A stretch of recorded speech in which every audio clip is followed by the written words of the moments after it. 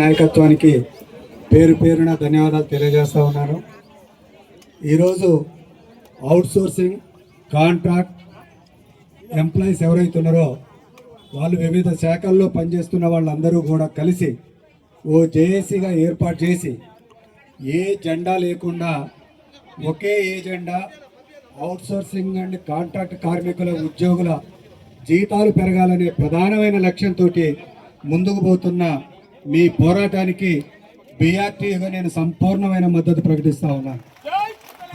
అయితే మిత్రులారా, మీ డిమాండ్లు చాలా న్యాయమైనవి. ఈ డిమాండ్ల సాధన కోసం మీరు చేస్తున్న పోరాటం కూడా చాలా న్యాయమైంది. కానీ వేదిక మీదకి అనేక రాజకీయ లేదా సంఘాలకు వివిధ సంఘాలకు సంబంధించిన వాళ్ళు వస్తారు కాబట్టి ఇక్కడ రాజకీయాలు మాట్లాడడానికి మంచిది కాదు. అది మీ ఐక్యతకు కూడా దెబ్బతీస్తుంది. కాబట్టి నేను ఓన్లీ ట్రేడ్ యూనియన్ లీడర్గా 1-2 విషయాలు మీ అందరి దృష్టికి కూడా తీసుకొస్తాను. మీ పోరాటాన్ని మరింత ఉధృతం చేయాల్సిన అవసరం ఒక పాయింట్లో ఉంది.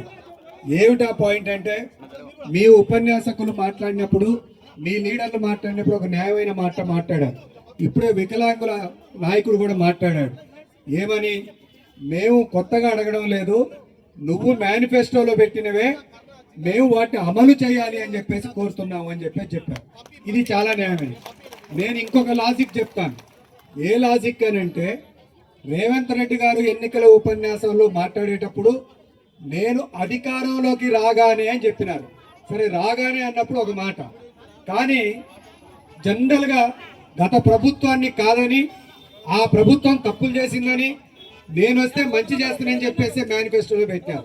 నేను ఇక్కడ మీకు ఒక పాయింట్ చెప్పదలుచుకున్నా ఏంటంటే, నాడు ఉన్న ప్రభుత్వం ముఖ్యమంత్రిగా కేసీఆర్ గారు అయిన తర్వాత కరెక్ట్గా 2 సంవత్సరాల్లో ఆనాడు కాంట్రాక్ట్ అండ్ అవుట్సోర్సింగ్ ఉద్యోగుల జీతాలు 2016లో 50% పెంచిన, రెండోసారి 2021లో 30% పెంచిన.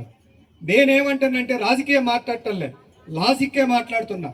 ఆ కాలాన్ని పోల్చుకున్నప్పటికీ కూడా మీరు అధికారంలోకి వచ్చి ఈరోజు 2 సంవత్సరాలు దాటింది. అంతకన్నా మీరు బెటర్ అనుకుంటే ఇప్పటికే మీరు జీతాలు పెంచి ఉండాలి. ఈ విషయాన్ని ఈ ప్రభుత్వం, ఈ ముఖ్యమంత్రి గారు గుర్తించాలి అని చెప్పేసి నేను చెబుతున్నాను. మాటలు మాత్రమే కాదు, సహజంగానే ఎన్నికల్లో మేనిఫెస్టోలో పెట్టినప్పుడు చాలా మాటలు పెడుతుంటాం. పెట్టినప్పుడు కార్మికులు, ఉద్యోగులు, ప్రజలు అందరు నమ్ముతుంటారు. కనీసం అధికారంలోకి ఎక్కిన తర్వాత కొంతన్న వాటిని ఇంప్లిమెంటేషన్ చేయాలనే పద్ధతి ఇలా రాజకీయాల్లో లేకపోతే కార్మికులు, ఉద్యోగులు నిరంతరం మోసపోతూనే ఉంటారు. అందుకోసం ఇచ్చిన హామీలను అమలు చేసే వరకు మీరు పోరాటం చేయండి. మా బీఆర్టీ మీకు అండగా ఉంటుందని చెప్పేసి తెలియజేస్తూ ముగిస్తున్నాను. జై తెలంగాణ.